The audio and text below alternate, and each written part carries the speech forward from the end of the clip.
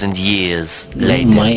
May gabi, may adlaw o kung sa pa nyo makitaan for this video na naputay i-unboxing na produkto mga kabingka. Tara, food review and food taste and unboxing. Let's go. So, ikuha na ko rin na. So, naabot na itong, kita niyo itong cookies bitong nagtitrending sa internet. Tata, nag-order dito pero isar ka po. Kita niyo ni, morning cookies. Yan ang kay kape. Lami man ipares.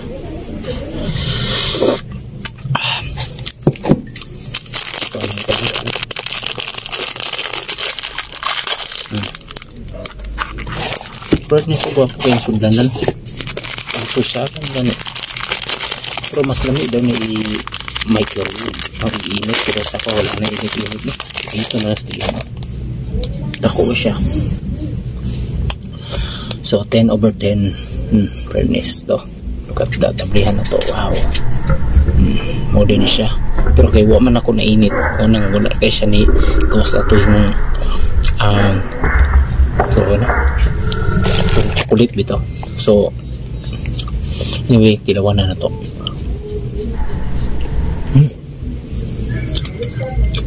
What?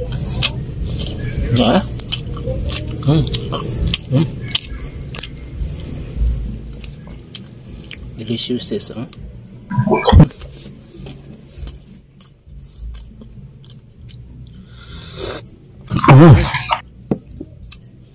Misa.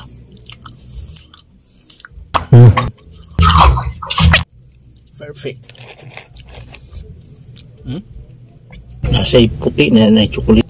Basta may gina iniinit, no? Kaya magawas to yung kuan ba pag anak ni mo pikas pero okay naman eh.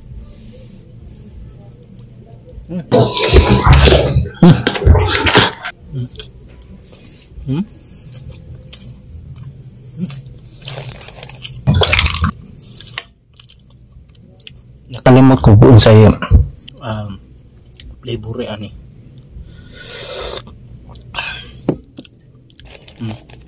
The best kayo.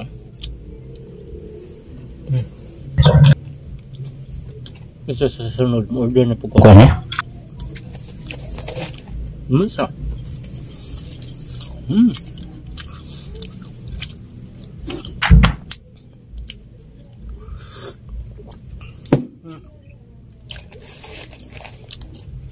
Tama-tama lang yung tamis. Di pa siya yung sobra katamis. Diba? Tama-tama lang.